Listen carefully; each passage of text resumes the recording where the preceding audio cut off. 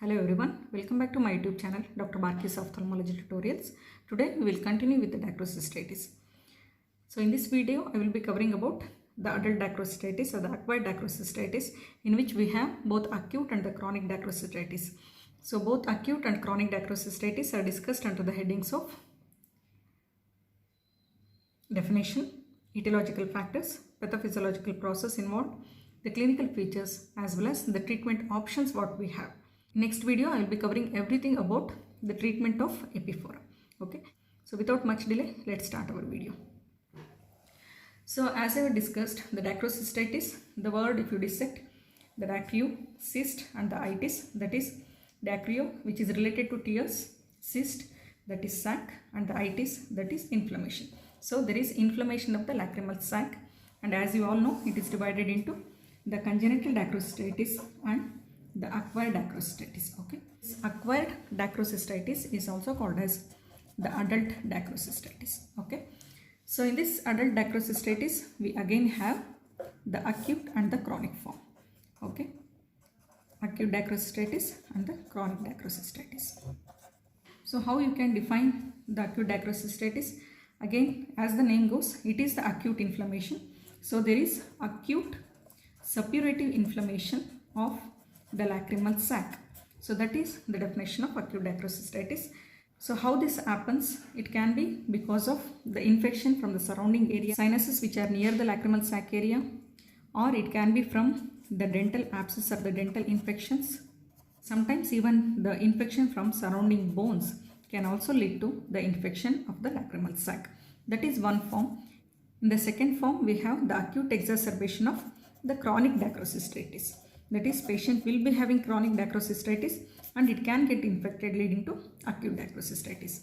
So what are the causative organisms involved? It is mainly the streptococcus followed by the staphylococcus as well as the pneumococci. So the pathophysiology of this acute dacryocystitis goes in 3 stages.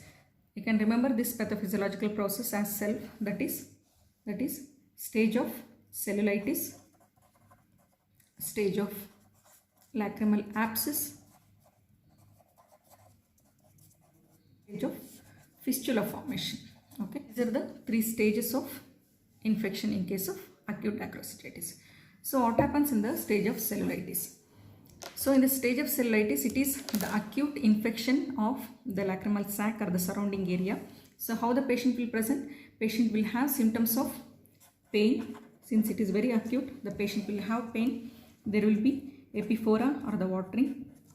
Okay, then the patient can have constitutional symptoms like fever, malaise. Okay, on examination you will have a swelling over the lacrimal sac area which is red, hot, tender and firm. So this is the stage of cellulitis. So if you treat at this stage of cellulitis with oral antibiotics, you will have the normal function of the lacrimal sac. So if you leave it like that, what happens? We have the common canaliculi here, okay, and the lacrimal sac. So in the stage of cellulitis, there was inflammation and infection of the lacrimal sac area, but still the fluid was getting drained. As the inflammation proceeds, there will be edema of the canaliculi as well, leading to the blockage, and even the narrow canaliculi of the NLD can also get blocked, leading to the formation of the abscess here. The mucopurulent discharge will be pent up in the lacrimal sac, leading to the abscess formation. Sometimes the anterior wall of the lacrimal sac can break, can give way, so that the abscess which was there in the sac will get collected below the skin, leading to a pus pointing area which is usually down and lateral. Okay, down because of the gravitational forces and lateral because we have the MPL ligament, that is medial palpebral ligament. So the pus pointing area will be down and lateral. This is the stage of lacrimal abscess formation. What will be the symptoms at this stage? Again, the patient will be having pain since it is still in the acute stage. Again, epiphora is also there, and patient will have constitutional symptoms like fever and malaise, but on examination the things will be different. In case of cellulitis, patient was just having red, hot, tender, firm swelling, but in case of lacrimal abscess, patient will have a pus pointing area which can be elicited. Okay, or even the skin over this lacrimal sac area is tense and it is stretched. Okay, if you don't treat at this stage also, it will just rupture and give way. Okay, leading to formation of fistula. So this is the stage of fistula formation.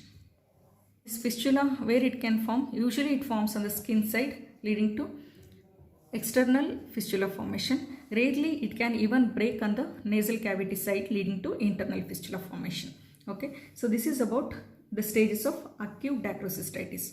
So what happens if you don't treat these patients? See, here we have a source of infection, so it will be chronically going into the conjunctival sac area. So patients will have repeated conjunctivitis, as well as there can be repeated corneal infections also, and even the formation of corneal ulcers. Since the canaliculi and the punctum are the part of the eyelids, there can be inflammation of the lower lid and the upper lid as well. There can even be the preseptal cellulitis, orbital cellulitis, and the facial cellulitis also.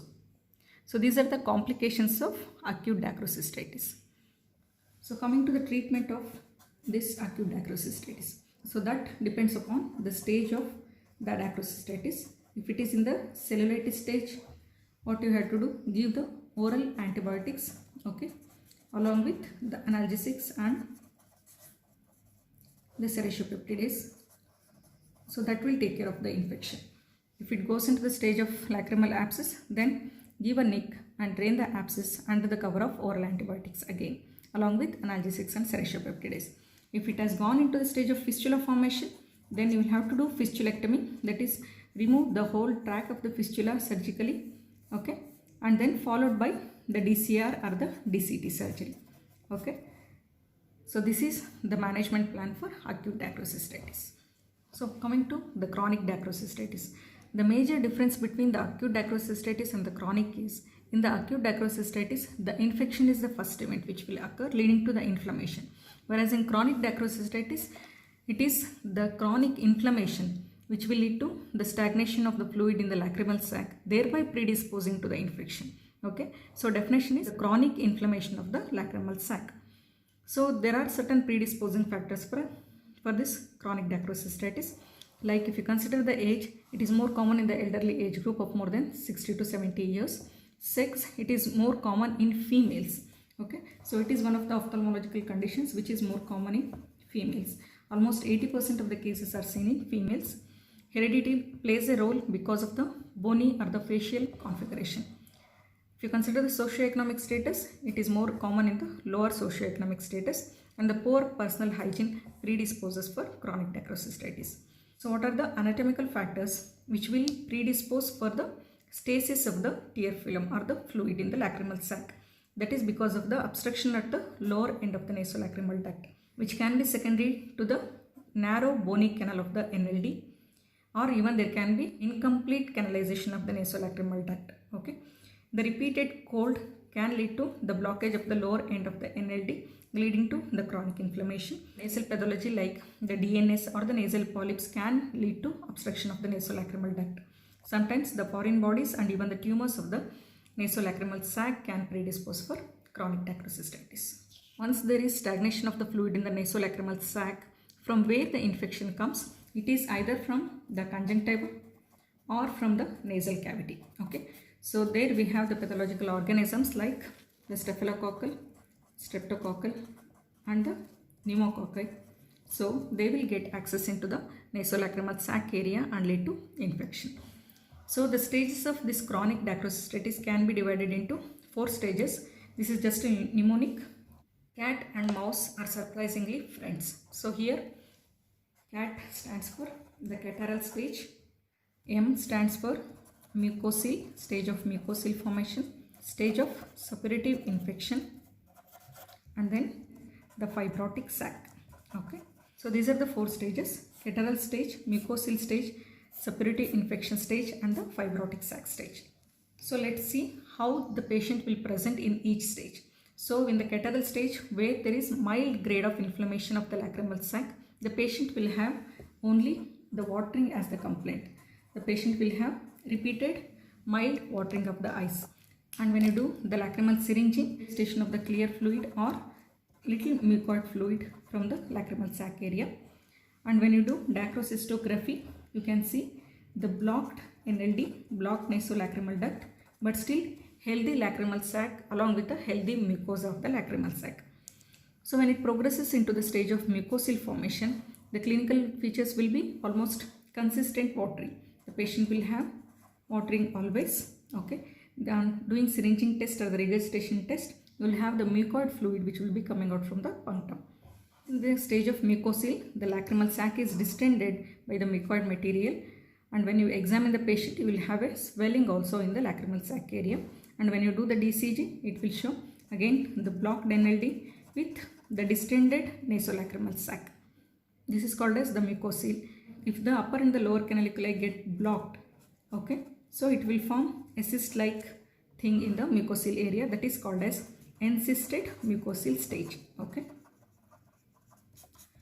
So if you don't treat at this stage of mucocele, the patient will go into the next stage, that is suppurative infection state, where the mucocele will get infected, the source being either the conjunctival sac or from the nasal cavity. So the lacrimal sac gets infected and this mucoid material becomes purulent material.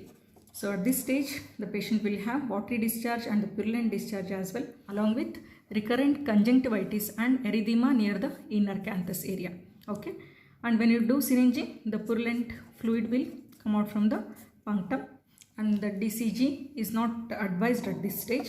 And again at this stage, if the common canaliculi or the upper and lower canaliculi become blocked, it will also form something called as encysted mucocele. Okay. And the last stage is the fibrotic stage or the chronic fibrotic stage, where the sac is completely shrunken.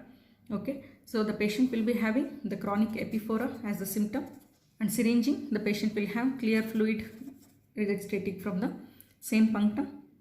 And when you do the DCG or the dacrocystography, you will see a small shrunken sac. Okay. So these are the stages of the chronic dacrocystitis: stage of chronic catarrhal dacrocystitis, stage of mucocele formation, stage of suppurative infection, and the chronic fibrotic stage. So what are the complications if you don't treat the chronic dacrocystitis? Patient will have repeated conjunctivitis. Because of the chronic discharge, the lower lid skin may show the signs of maceration or eczema, and even sometimes the ectropia. There can be formation of corneal ulcer. Okay. The most important is, if you take these patients for the cataract surgery, there are high chances of endophthalmitis in these patients. Okay. So it is always mandatory to do the lacrimal syringing when you suspect chronic dacrocystitis before cataract surgery. So what are the treatment options we have for the chronic dacrocystitis? Again, it can be probing, okay, in the early stages, or balloon catheter dilatation, or DCT, or the DCR surgery. Okay.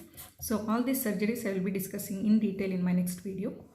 So dacrocystitis, both acute and the chronic, are frequently asked main question as well as 5-mark question. So be thorough with this topic. So hope this video on acute and chronic dacrocystitis is useful to all of you. If you like my videos, please do subscribe to my channel. Press the bell icon for further notifications. Please do like and share my videos. Thank you so much.